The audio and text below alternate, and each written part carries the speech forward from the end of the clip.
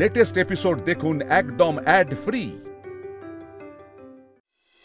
থাক থাক এসব আচার থাক। ও দাদি ভাই, মালা বদলে আপত্তি নেই তো তোর? মালা বদল আবার? হ্যাঁ আবার।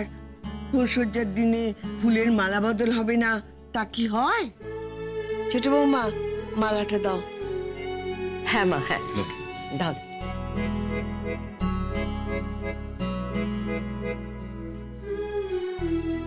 নাও এবার মালাটা পরাও।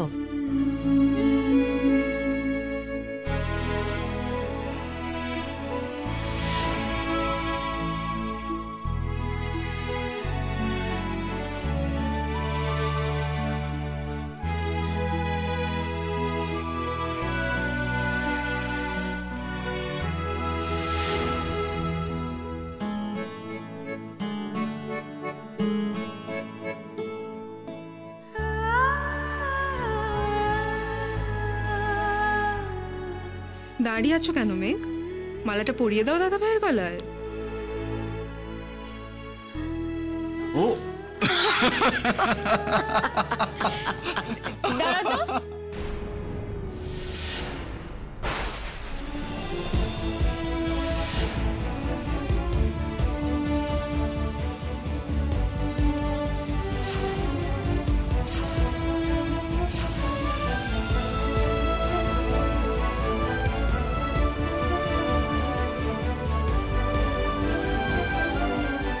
কি নীল, কত পালাবে? হ্যাঁ, মালা তো তোমাকে পড়তেই হবে। মেঘ, যেভাবে তুই নীলকে কেড়েছিস ঠিক সেইভাবে এবার আমি কাড়ব। দাদু ভাই, তুই আর একবার মালাটা পরা ওকে। আবার? হ্যাঁ আবার। ঠাম্মা, এটা তো হয়েই গেল, আরো তো রিচুয়ালস আছে। মালা বদল সবসময় 3 বার হয়। নিয়মগুলো জানো আগে ঠিক করে। দাদু ভাই নে, ওকে মালাটা পরিয়ে দে আবার।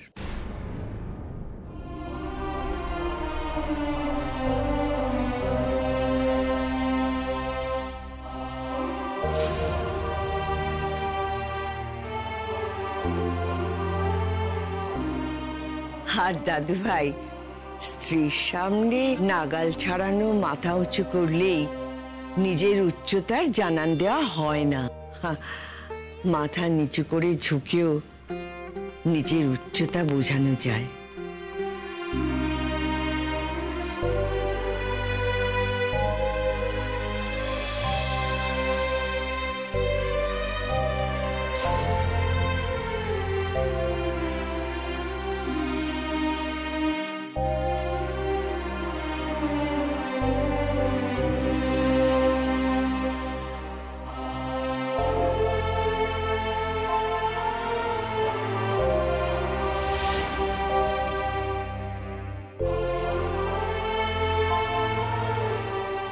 আয় দাদু ভাই আয়, এসো তোমরা দুজন এখানে বসো, এসো আয়।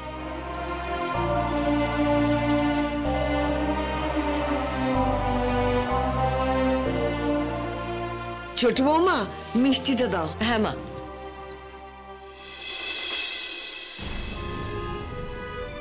আমায় দাও। ধর। এবার দুজন দুজনকে মিষ্টি খাইয়ে দিই।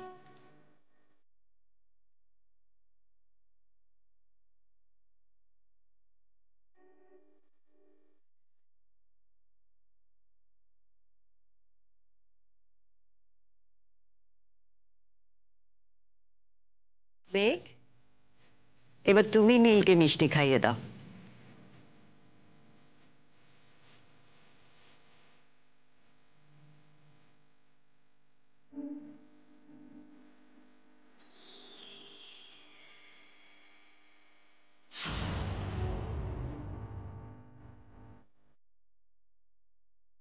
কি হলো, খাওয়াও।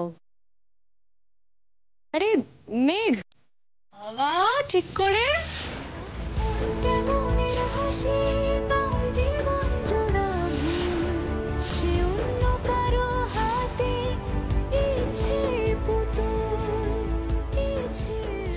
উফ, কি বলি আমি, আমার বোনের এই লজ্জা সামলাতে সামলাতেই আমার প্রাণ গেল। কি কাকিমণি, সব রিচুয়ালস হয়ে গেছে তো, নাকি আরো কিছু আছে? আর কিছু বাকি নেই। बस अब मियाँ बीवी को एकांत में छोड़ दिया जाए। হ্যাঁ হ্যাঁ, সকলে চলো বেরোই, চলো। হ্যাঁ লাল গিনিমিনি চলো বেরো, এবার অনেক হয়েছে, চলো চলো যাও। তুমি দাঁড়িয়ে আছো কেন? চলো। হ্যাঁ যাচ্ছি, এই ভাইপোকে একটা টিপস দিয়ে আসি। এই লজ্জা করে না তোমার?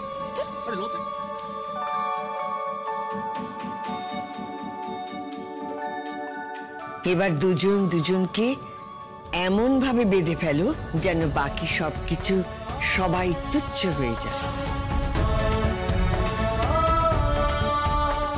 হ্যাঁ দাদু ভাই, তোর দায়িত্ব কিন্তু অনেক বেশি। ও অপ্রস্তুত ছিল, তুই ওকে বিয়েটা কিন্তু সেই অপ্রস্তুত অবস্থাতেই করেছিস, তাই ওকে এই বাড়িতে প্রতিষ্ঠা করার দায়ও কিন্তু তোর।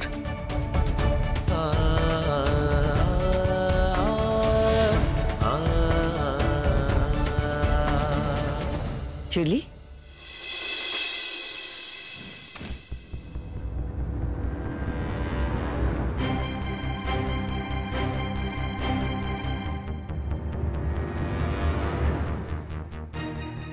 নাও এবার দুজনে মিলে যত খুশি প্রেম করো, কেউ ডিস্টার্ব করবে না।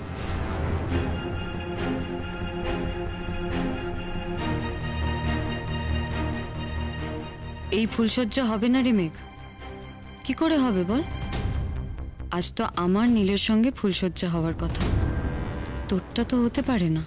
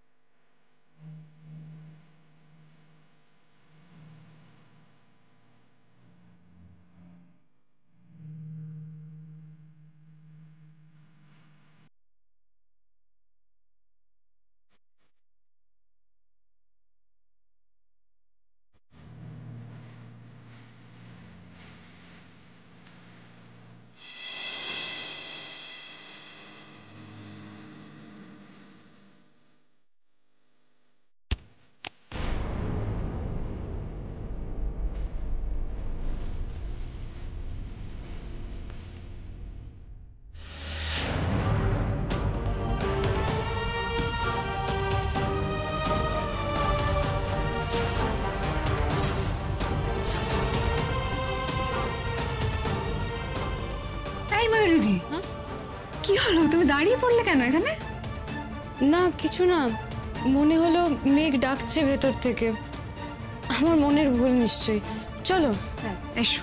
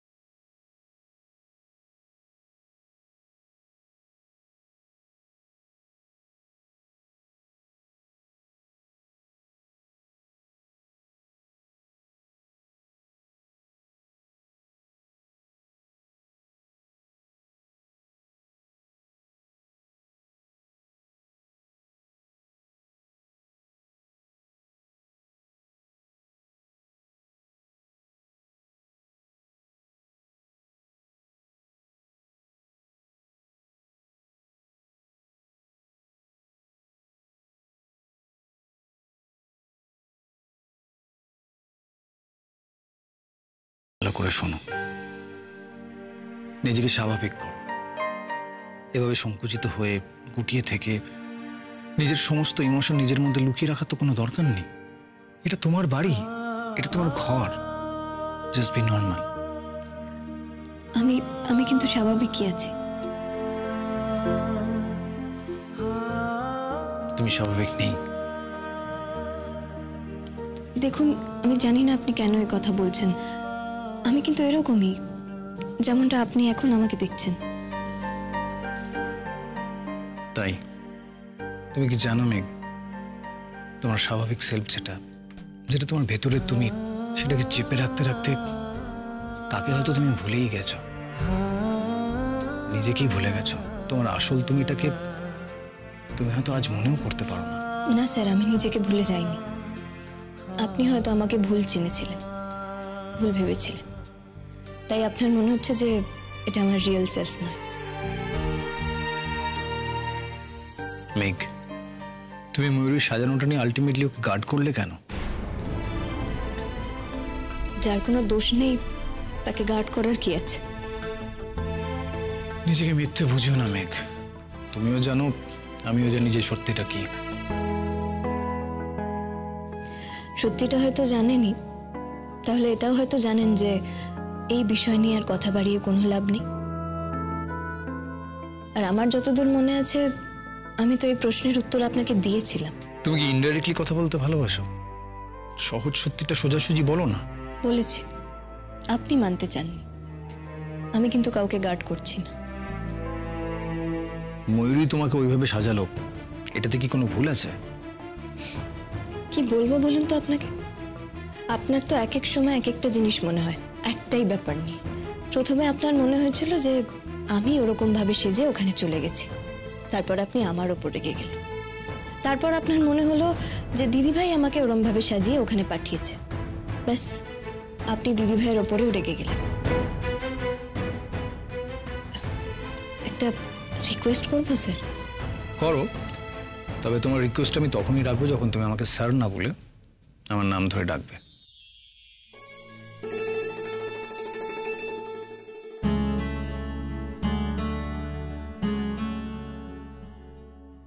কি হলো?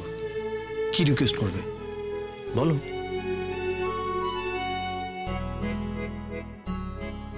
করো রিকোয়েস্ট। না থাক, আমার কোনো রিকোয়েস্ট নেই। রিকোয়েস্ট নেই নাকি তুমি আমাকে নীল বলে ডাকতে চাইছো না? ডাকতে অসুবিধা হওয়ার কথা নয় কি? মানছি, কিন্তু একটু চেষ্টা তো করো। তার জন্য একটা প্রস্তুতি দরকার, তার জন্য আরো অনেক কিছু দরকার হয় যার কোনো সময়ই আপনি আমাকে দেননি। ইনফ্যাক্ট আপনি তো নিজেকেই কোনো সময় দেননি। জীবনে কিছু কিছু ব্যাপার থাকে মেঘ, যেটা একটা মুহূর্তেই ঘটে যায়। আচ্ছা স্যার, আপনার মনে হয় না আপনি যে সিদ্ধান্তটা নিয়ে ফেললেন, এত বড় যে ঘটনাটা ঘটিয়ে ফেললেন, সেটা আপনার পরিবারের কাউকে খুশি করলো না? আপনার মনে হয় না আপনি সারা জীবনের জন্য এত বড় একটা অশান্তির মধ্যে ঢুকলেন? না মেঘ, আমার মনে হয় না এটা সারা জীবনের জন্য অশান্তি। হ্যাঁ মানছি, সাময়িক একটা অশান্তি আছে, কিন্তু আমি তোমার এই হাতটা ধরে, ভালোবাসার হাত ধরে, আমি সেই অশান্তির ছায়াটা সরিয়ে দিতে পারবো, এটা আমার বিশ্বাস।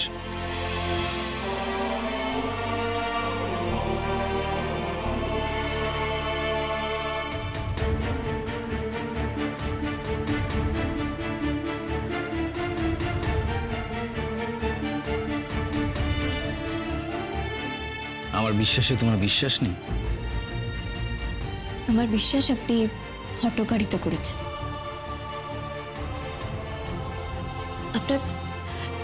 আপনার আরো ভাবার দরকার ছিল স্যার। তার মধ্যে আমার সাথে ময়ূরের বিয়েটা হয়ে যেত, আর তারপর কয়েকদিন ধরে আমি ভেবে টেবে বলতাম, এই চা পুলিশ, আমার তো ভুল হয়ে গেছে, আমি মেঘকে বিয়ে করব, তাই তো?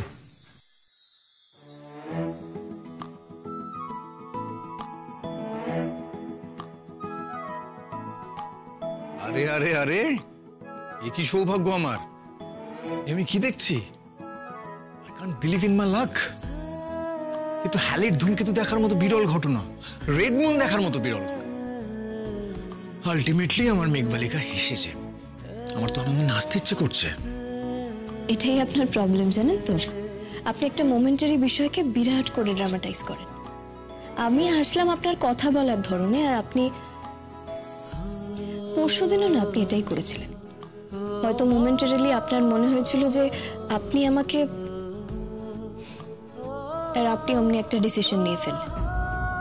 আমি তোমাকে কি বলো, আপনি আমাকে বলে কি বলছিলেন বলো? মোমেন্টারিলি আমার মনে হয়েছে আমি তোমাকে, হয়তো মোমেন্টারিলি আপনার আমাকে কখনো ভালো লেগেছে। ঘুরিয়ে নিলে তো কথাটা। মেঘ, ভালোবাসা শব্দটা কি তুমি কখনো মুখে আনো না? মানা আছে?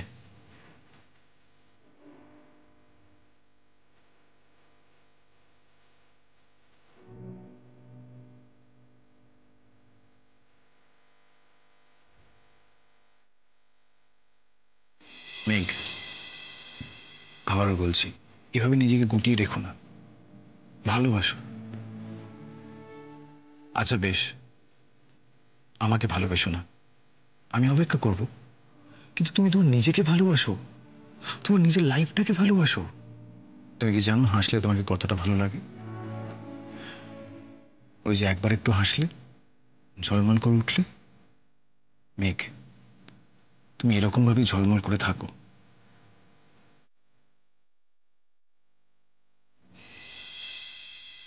জগতের সব চিন্তা নিজের এই ছোট্ট মাথাটায় রেখে নিজেকে ভারাক্রান্ত করে রেখো না।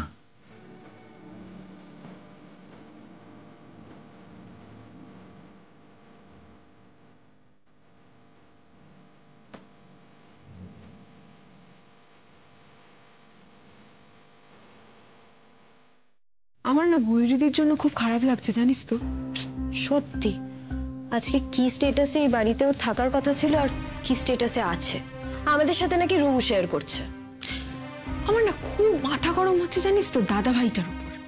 তুই বলতো, দাদা ভাইয়ের কি কোনো চোখ নেই, কোনো টেস্ট নেই? কিরকম বিকট একটা সেজে এসেছিল, দিয়ে ময়ূরীর নামে দোষ দিয়ে দিচ্ছে। বাহ, সিরিয়াসলি?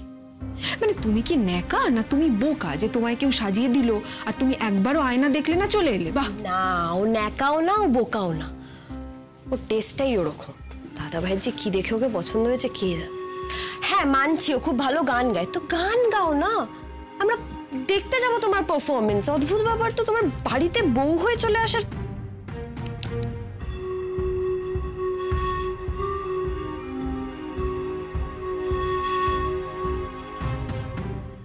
আচ্ছা, ও ঘরে মেঘ আর নীল কি অনেক কাছাকাছি এসে গেছে?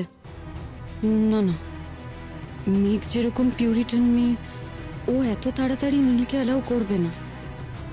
অবশ্য বলা যায় না, হ্যাংলার মতো তো বিয়ে করলো, আবার গান গাওয়া, চোখে চোখে তাকানো।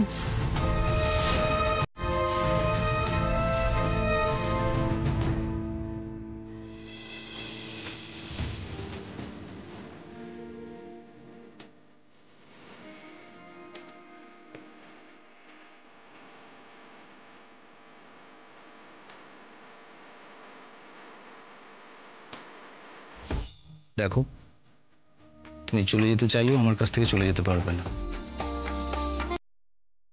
খুব দরকার এভাবে এটা ছাড়িয়ে সরে যাওয়ার?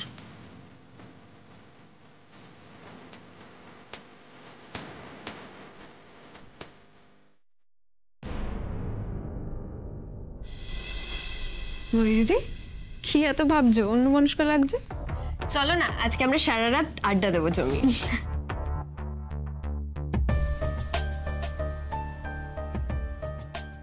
ময়ূরী, আর ইউ ওকে? হ্যাঁ, আই এম ওকে। আসলে আমি ভাবছিলাম রোজ রোজ তোমাদের ঘরে শোয়া, তোমাদের তো প্রবলেম হচ্ছে। আমি গেস্ট রুমে গিয়ে ঘুমাই, আমার কোনো অসুবিধা নেই। একদম না। তুমি কি আমাদের বাড়ির গেস্ট যে তুমি গেস্ট রুমে একা একা শোবে? তোমরা এত সুইট না। এইটা দাও আমাকে, রেখে দিই। এইসব আমাকে যা করার তাড়াতাড়ি করতে হবে, ওদের বেশি সময় একসঙ্গে থাকতে দেওয়া যাবে না। সেই পুরনো কথাটা খুব সত্যি, ঘি আর আগুন পাশাপাশি থাকলে। কিন্তু কি করব, এই দুই হদ্দ ক্যাবলা মিনিগিনিকে বোকা বানাতে হবে তো।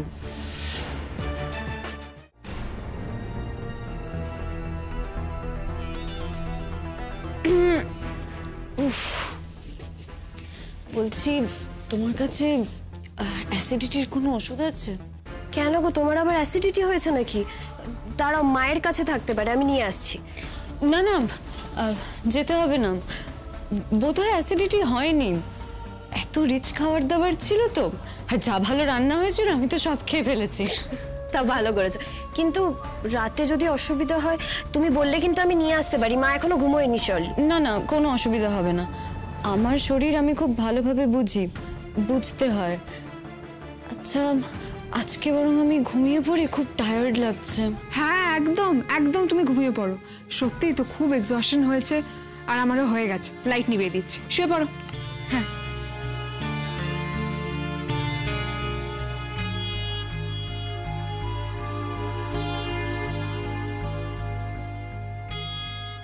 সহ্য হচ্ছে না আমার, ও ঘরে নীলের সঙ্গে মেঘ শেয়ারিং দ্য সেম বেড।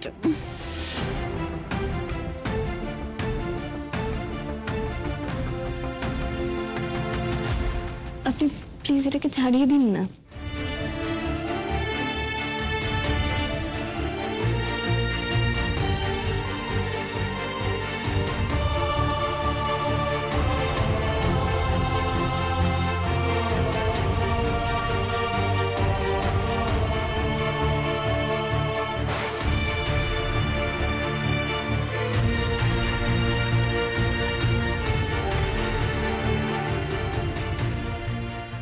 আর দেরি করা যাবে না।